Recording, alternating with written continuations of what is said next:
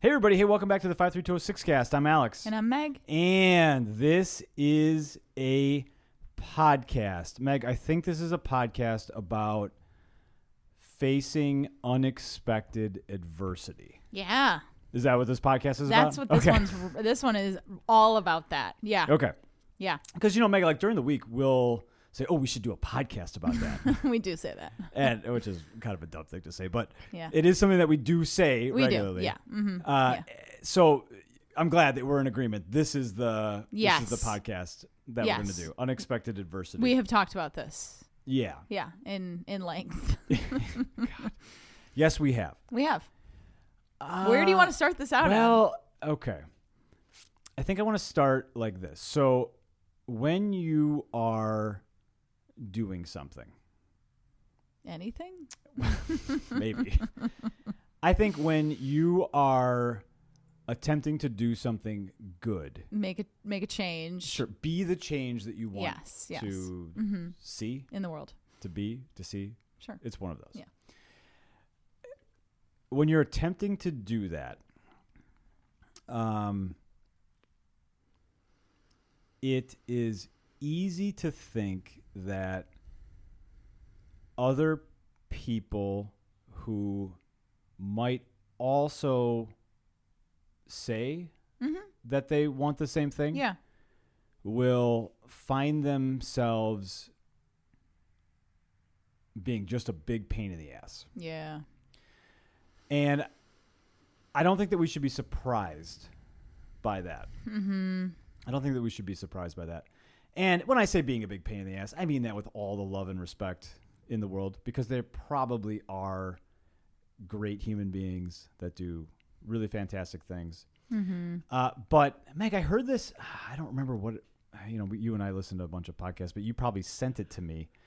And I was listening to this one again that you probably sent me, and it really was helpful. It was talking about how when you, just a person, individual, anybody that's listening, when you do something that is wrong, but your intentions are good, yes, you will feel okay about it, maybe because your intentions were good. Yeah. Yeah. Like, let's say you cut somebody off because you're in a hurry because you want to take the kids to school and you don't want to be late. Mm-hmm. Okay. Well, my intentions were good because I wanted to get my kids to school on time. Yeah. But the action itself wasn't great because I cut somebody off. But the person behind you, or the person who you cut off, is thinking, what an asshole. Correct. They are thinking, they're only seeing the action. They're not seeing the intention. They're not seeing the intention. Yeah. And the person on this podcast was making the point that, we judge ourselves based on our intentions, and we judge other people based on their actions. And so when you're doing this kind of work, let's just call it advocacy work. When you are attempting to be an advocate or just like somebody that's trying to do good in the world. Yeah. You care about social justice, you care about all these things, and you're trying to make the world a better place. And sometimes you'll run into a situation where, somebody that would claim to have those same intentions provides an action that you're just like, what are you talking about? Well, I don't understand where you're coming from with this. I think that we shouldn't be surprised by that. I listened to this guy. His name's Rob Bell. He was a pastor for a long time. And now he does a podcast. He does a bunch of other things. I really actually kind of like his, just the way that he can communicate about really normal and basic things in the world. And he talks about this thing called form and spirit. Yeah. I feel like we've talked about it before. We probably have, just because it really has stuck with me. Yeah. I feel like we talk about it, throughout the week a lot. Yeah. Oh, you and I do. Yeah. It comes up in conversation. I was saying both. We talk about it on the podcast and just together. Yeah. Okay. Well, we are talking together on the podcast. So it's probably easy to mix those two things up. But form and spirit is essentially the same thing as intent and action. Yeah. They're very closely related. Spirit is like the reason behind why you do the thing that you do. Yeah. And the form is the form that it takes. Right? Yeah. So, I don't want to get like crazy into details because I don't think that's well, actually. and I feel like I do have a good. I have a good one from last year. Oh, okay, great. And I'm over it. The dust has settled on it. The dust. I mean, it has. But when I bring this up, you'll think has the dust settled. Okay. So we had a wonderful lot that we got. This was working hard to create a flower farm. Sure. And it was mowed over and over again. And like, I feel like as I'm thinking this through, like the people who mowed it were just doing their job. They were just like intention and action. Yeah. And I was so mad at them. Like I was so mad at them because, I am intending to create, help create this, to help beautify this neighborhood, and they're just tearing it all down. Sure. You had lots of dahlia tubers, yes. which, I mean, they're pricey. They can be pricey. Yeah. I mean, and you grew them. So it wasn't yeah. But still, you took many, yes, multiple dozens of dahlia tubers, cared for them in the spring, planted them all in these rows. Yeah. And the guys with the mowers, with the Just zero turn riding lawnmowers, blew right through them. Yeah. Destroyed them all. And so, like, I feel like on reflection, like, there are just things that happen. And, like, those people, again, they had no idea. They didn't even know what they were doing. Like, they had no idea they clearly had no idea that there was anything going on there. I don't know how, but they did. And again, that's fine. But, just what you're saying, like, there's going to be different types of adversities that you can either like sit there and cry for 2 days, which you did. I may or may not have done, or I remember when I noticed that it got mowed over, and I thought, oh God, I can't tell her this. I'm just gonna wait for you to find out. Oh my gosh. And yes, I had thought you would have thought our kids had been. Yeah. You would have thought the dog died, or like somebody like really like may lost a leg, or right. it was somebody has terminal cancer. I mean, right. I was real emotional about it for a long time, like at least 2 days. Yeah, long time. But anyway, but you can with that you can cry and you can whine and you can do whatever. Or you can just say, okay, like what things do I need to put in place to make it clear that here are my intentions? Mm-hmm. Here are my intentions. My intentions is this is going to be something. So we're going to put up flags. We're going to put up a barrier. We're going to put up a whole bunch of stuff to make sure. Barbed wire fence. To make sure this doesn't happen again. So I feel like that's a good example of what we're talking about. Yeah. And, we've probably mentioned this a little bit. I just, for whatever reason, I'm having all sorts of run-ins with the city of Milwaukee. Yeah. Mm-hmm. And I think that this podcast in a lot of ways is just a reminder for me that, to make sure that, because I can judge someone. I could probably name you 10 people that have jobs at the city of Milwaukee that I would love to judge. And if you're hanging out with me, not on the podcast, I'll tell you all about them. I'll tell you everything you need to know. But it is helpful to stop and think, okay, they have been tasked. They're doing their job. They have been it's tasked just like with the mowers. Making sure the houses are in good shape, and that city-owned properties are based with the resources that they have are taken care of. Yeah. And there is no malintent with the actions that could cause me some aggravation and frustration. Yeah. And actually we are, believe it or not, on the same team. Yeah. Yeah. Even though it would appear that they're actively working against me. Yes. Frequently. Again, stop by and I'll tell you all about it. But again, it's a reminder to think about what the intent of the because Meg, many people love We Got This, but not everybody loves. Yeah. We got this. Mm-hmm. Some people might think that, building the capacity to work in kids. Well, first off, maybe they think that that's not a good thing. Okay. Maybe they think that, and a lot of times it's not that. It's that it should take a different form. Sure. Mm-hmm. Because, if I want, we moved here in 2006 with the intention of trying to make the neighborhood better. Mm-hmm. And then, Meg, we should get to that email that you sent in 2015. I think that would be a good next thing to go to. We moved here in 2006 with the intent to make the neighborhood better. Mm-hmm. And there are, first off, I should point out, it would be incredibly ignorant of you or I to assume that we are the only ones that want to make the neighborhood better. Yeah. Even though, sometimes it might seem that way, that's not true. No. It's 100% and not true. I think like when we moved in, we realized, wow, like our neighbors, the house we're sitting in, right? She wanted to make the neighborhood better, and she tried as much as she could by sitting out on her porch and greeting everybody who walked by and inviting all of her family and friends into her home, and she was wonderful. So I think we realized pretty soon that there was a lot of other people that were trying to help, and we were young and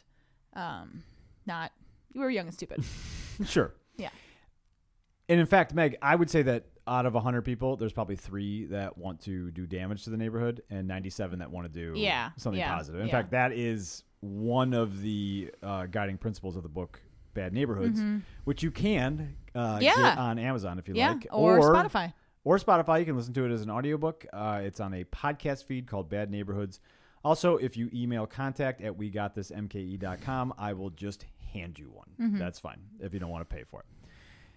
But the intent of the majority of the people here is they want it to be better. Yeah. They want it to be better. And again, the format though, that's up to the person, right? It's up to the individual. Yeah. And sometimes those forms, might clash. Yeah. Yeah. Like if somebody were to start an organization that is anti-gardening, sure. like obviously we're probably not going to get along. I don't think anyone's going to start anti-gardening, but I think like what you're saying is like even within We Got This, there are lots of different like pillars where like, some kids really like to learn how to mow. Some kids really like to learn how to grow things. Some kids really like to pick up trash. And so like those are 3 very different components that if like, it's nice that We Got This offers all of those different things. But if somebody was like, we should only do gardening all the time, well, then some kids would miss out on these other things that they might like. Right, because maybe they were hyper focused on this one form and not taking a look at the spirit behind the work that's being done. And one of the pillars is to be a point of pride for the neighborhood. Mm-hmm. Well, how do you make people proud of something? I mean, that's a generic statement. We want the group of individuals that are showing up to the garden to be proud of it.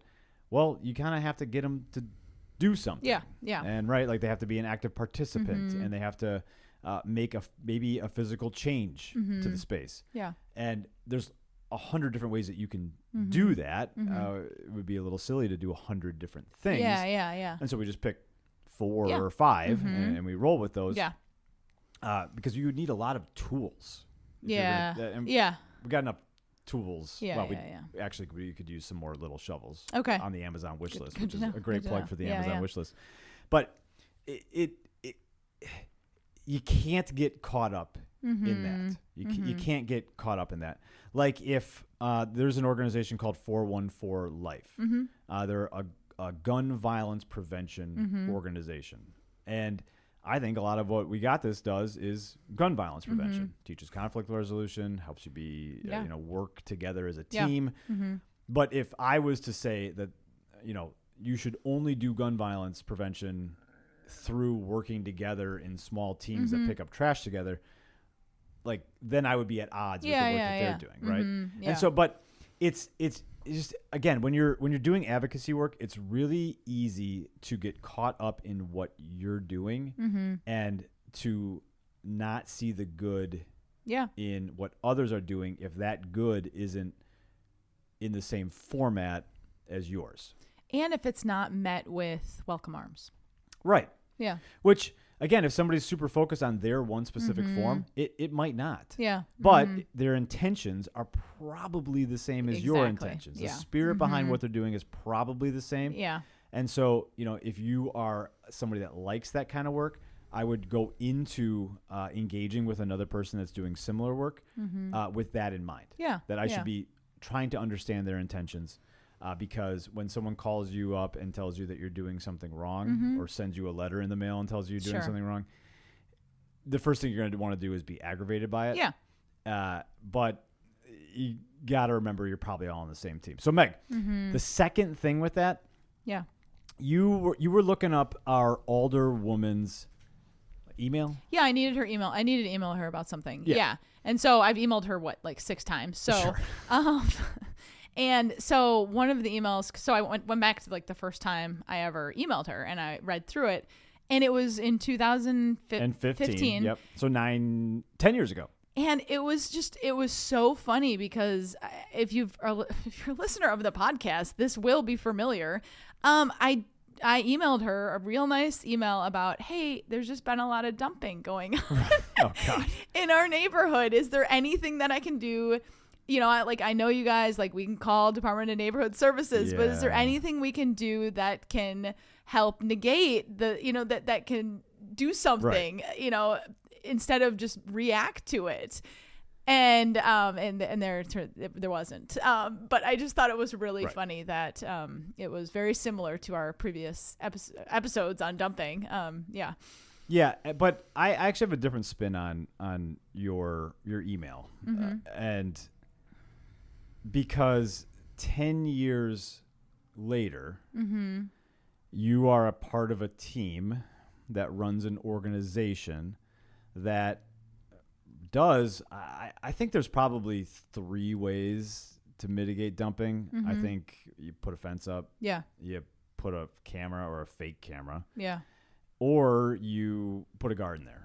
Those are the only 3 things that I've ever seen work. I can tell you for a fact putting a garden works. Yeah. I think camera probably works. Yeah. And I know a fence works. Yeah. Because there's just not enough space to dump because there's a fence along the alley.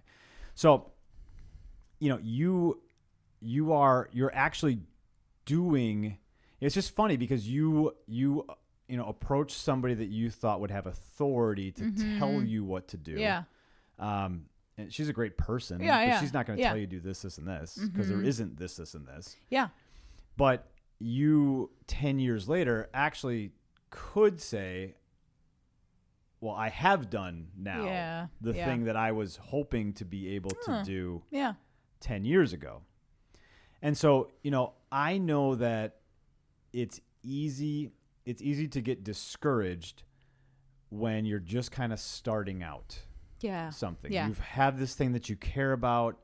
You feel like you have this passion or this calling in your life, and it's easy to get frustrated and, send an email. Yeah. And sending an email is nice, but it takes a lot more action and work to get the result that your email is hoping you will get. And so I wanted to talk about that right after we talked about everything else we just talked about, because if there is a cause that you care about, if there's a cause that you care about, many of us will just wish that the thing that we want to change is going to just change. To go from black to white or white to black or bad to good or good to, whatever it is.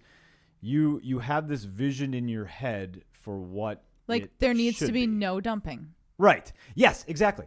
But and that is the fundamental problem with activism work, is that we think that we will go from however many instances of dumping there are, which don't get me started on that because there is no way of knowing. By the way, down at the 12th Street Garden, there is a boat that is dumped down there in the middle of the alley. There is literally a boat that has been run over multiple times. Sitting in the alley. Yeah. That's funny to me, but it is. Yeah. It's like a 14-foot John boat just crushed in the alley. Yeah. But crushed with tire tracks. Like the middle of it's still kind of there. That car can't. That's not good for that car. Yeah. Whatever. But if you think your work is going to amount to one day I do a bunch of this stuff and I will go from, let's call it 1,000 instances a month or a year. Let's call it a year. 1,000 instances a year to 0 instances a year. It does not work that way. It just does not work that way. Yeah. Just like if you think, okay, this is the poorest zip code in the state of Wisconsin, and then all of a sudden it's going to be like the richest. Yeah. Well, that's actually the definition of gentrification, which is something that nobody really wants. Yeah.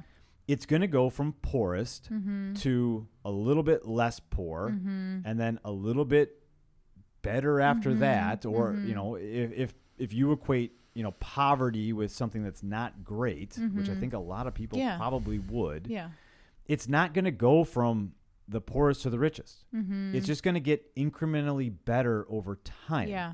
Yeah. And so, you know, we have this like thought in our head, like this is going to work out perfectly. A great example is actually We Got This. Meg, when you and I started working with We Got This, the first week, so 3 years ago, so this would be the 4th summer, so that would be like almost 3 years to the day in 2022. 6 kids showed up. Yeah, there wasn't a lot. 2 of them were ours. Yeah. And 4 of them were neighbors that we knew. Yeah. To go from 6 to 106. Wow. Right? So it's not like, but if you expect that you're going to do all this and you're going to get this like magic result, it does not work that way. And along the way, you're going to get a lot of people that have the same good intentions that you have that will want the same end result that might not think that your way of doing it is the best way. Yeah.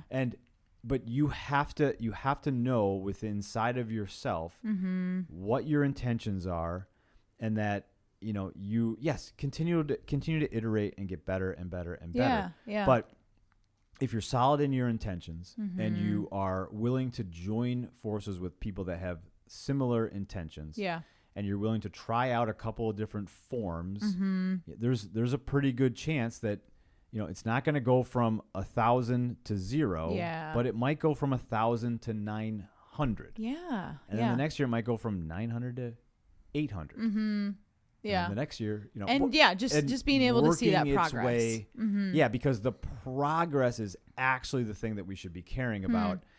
That is sort of like what calculus is based on. It's like how fast things are changing. I think it's funny that you brought up calculus because I think I picked my major, so I didn't have to take calculus. That's great. But the rate of change, I don't.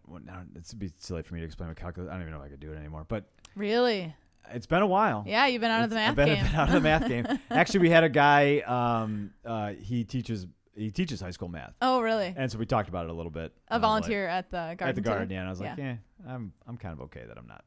I'd rather do this than yeah. I'm glad it's working for him though. So, you know, you can't get discouraged when, you know, people that have the same intentions don't seem like they do. Yeah. You can't let that bother you. Yeah, get frustrated, blow off some steam, complain about it at night with your spouse. Yeah. But in the end, pissing off the people that have the same intentions as you is not helpful. Well, and then going into what you said about the progress, I think it's like parenting. Like everything's not going to go 100% great with your kid. Like there's going to be pitfalls, and it's going to be okay. But I think you're looking for the project, you're looking for progress, you're looking for the net gain. Yeah. Yes, because over time, if you believe in what you're doing, and you're dedicated to it, and you're working on it, it's going to get incrementally better. It's going to be hard, and it's going to be a lot of work, and there's going to be a lot of flowers that you planted that die. But that's like, I do feel like gardening is like that. Like I had so many plants that I planted in the basement, and probably a fourth of them died, and I learned and grew more of the plants that I knew how to grow well, and now those are all planted in different areas of the city. Yeah, which is and wonderful. The fundamental problem with the flowers getting cut is not the lawnmower guys. No, the lawnmower guys had no idea. Again, It's not. they were just But assigned to let me that tell you lot. just to kind of explain why. So it's not the lawnmower guys. So in our zip code, there's 800 vacant lots. Mm-hmm. Those 800 vacant lots and all the properties that the city of Milwaukee owns, which is many houses. Yeah. All of those have to be managed and maintained, and the city will put out a request for bids to do that work, and they will take the lowest bid. And the lowest bid is, which I understand. They don't want to spend double on the lawn care, and so they will get the lowest bid that will do the job and cut the grass and take care of those things. And it's probably not the most professional group of lawn care technicians in the world, Sure. which is fine, but they have so much they have to do. Yeah. And these pieces of property are just a liability for them. They're a financial liability for them. And they can't be spending ridiculous amounts of tax dollars on just cutting the grass all the time. So again, they're going to get the cheapest bid to do the job. And that is why you have, people that are cutting down. Yeah. It's because they're just flying down. Yeah, they're flying down. Right. And also, I know that lawn company is probably losing money on it because they can't. It's so little the amount of money that they're going to spend to cut the grass that they're going to lose. If they don't get it done in like 10 minutes, they're losing money on it. The lawn company. I don't even understand how they can make. Yeah. Because I've like looked in. I was like, oh, maybe I'll like get a lawn crew and like put a bid on it. It's not worth it. Interesting. Okay. Just there's no money in it. Yeah. So, but that is a function of a larger systemic issue, which is we have these properties that are devalued and people don't want them. Yeah. And because people don't want them, then the city just has to take care of them, and then our tax dollars are getting funneled into that. Yeah. And they're not getting spent on other things like maybe fixing the roads or other stuff that are street lights, which actually their street light update, they're getting better. So I talked with the people, the streetlight people, and yes, they are. It's funny. I was like, I could have told you this. When I was like, how's it going? They're like, well, we realize it's a lot bigger of a problem than we could have assumed. And I'm like, yeah they don't work. They're not working. They have been working on it. There are new streetlights. They do not have bulbs on them yet, but there are new streetlights, and the poles have been set. Yeah, it's probably a different crew that comes and sets the poles, and then they probably got to get the electrician to run the wires and hook it up. And then yeah. So they're working on it. I'm not holding my breath, unfortunately. But money gets funneled out. So anyways, all of these things when you have an area of concentrated poverty, it's a drain. Yeah, because things like that happen. Yeah. You've got all this land that has to get taken care of. And I wonder how much 800 vacant lots, is that I'd love to know the square footage. It's or a lot. Is it like a mile or I just have no idea. It's and acres and acres of land. I don't know how many acres it is. Yeah. But it's a lot. All right. Feel free, listeners, to if you know that info, that'd be great. Be interested. All right. Well, you got anything you want to plug? I feel like you just said you wanted to plug something. I already did the book. Oh, did we plug the Amazon wish list? Yeah. All right. Why don't you tell the kind listeners how to access the Amazon wish list. A wonderful thing about the Amazon wish list is that there are things that people within the We Got This leadership team have said, hey, it'd be great if we had this. Safety glasses for the mowing crew. That's something that they would like. I'm actually just telling you that. So no, it's so funny you say that because there was a whole bunch of safety glasses over on the 9th Street garden. Oh, maybe somebody dropped them off. No, they were in the garden beds, and I was like, who's wearing these while gardening? Not us, because maybe we'll just. That is one of the cool things about the neighborhood is sometimes you just find the thing that you're looking for. It's really true. Yeah, it's really true. It's kind of magic. Yeah. Okay, so the littler kids at We Got This, they use arts and crafts. So one of the team members was like, hey, can you get this arts and craft thing, sidewalk chalk or whatever it was. Yeah. So we put all those things on the Amazon wish list, which you can go look at wegotThisMKE.com. There's a tab. I should know this. There's a tab. You are a web designer. Called Amazon wish list, and that'll just bring you over to it. Right now, they're there are, I'll put the safety glasses on there. Little shovels is something we need.